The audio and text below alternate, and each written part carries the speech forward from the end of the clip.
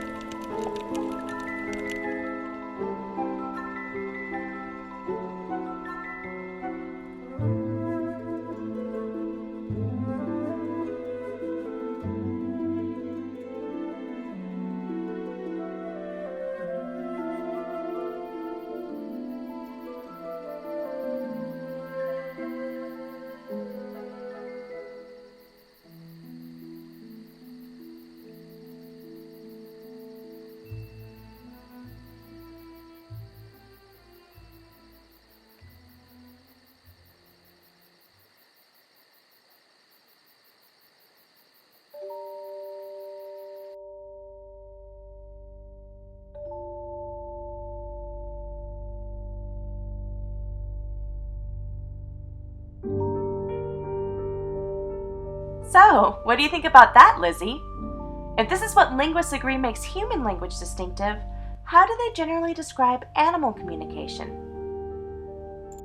Well, animal communication can generally be broken down into 4 categories: visual, auditory, tactile, and chemical. Now, pay attention, Lizzie. Taken all together, numerous examples of these forms of communication can be found everywhere in nature. Just a moment, Lizzie. Don't move too fast. Before we go on, here are some key points you should squirrel away for later.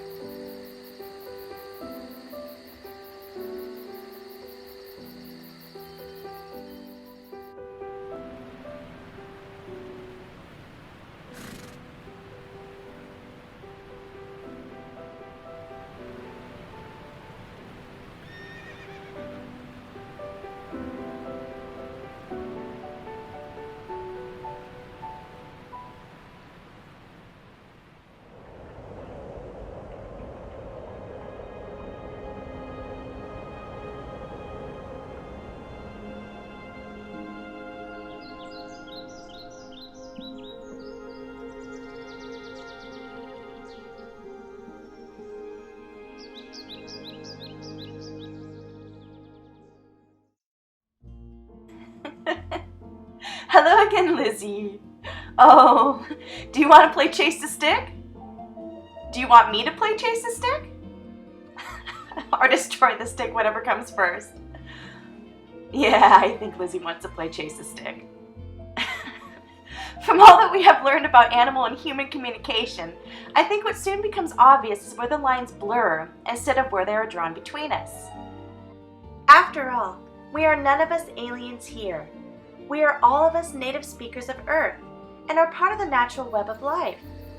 It's sometimes easy to forget that human beings did not evolve in a vacuum.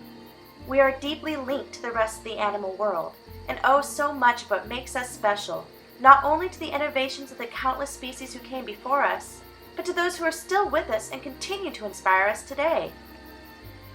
Let's look at some real-world examples of animal communication in the field and see if we can recognize it for what it is, a language in of itself, not human, but certainly not without value. Do you know what Moose finds sexy? This guy does. He's showing off his magnificent rack for the ladies. Sexual dysmorphism and sexual displays such as this are common forms of visual communication in the animal kingdom. There are almost as many forms of visual communication as there are animals to display them. Here you see a pair of brightly colored caterpillars, whose striking coat pattern sends a clear message to any potential predator. Don't eat me, I'm poisonous.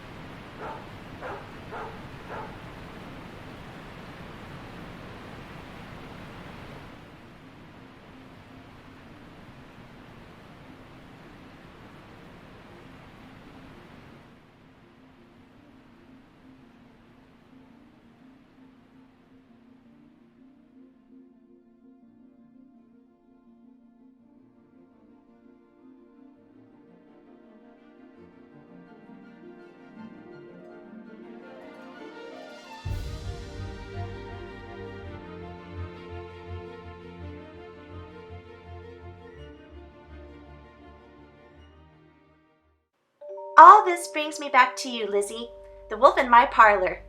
I couldn't imagine life without a dog. They bring us all so much joy. If two animals as different as a wolf and an upright ape could learn to live together and to communicate so effectively, what else could we be capable of accomplishing if we just took the time to remember that we are one voice in the overwhelming chorus of animal communication?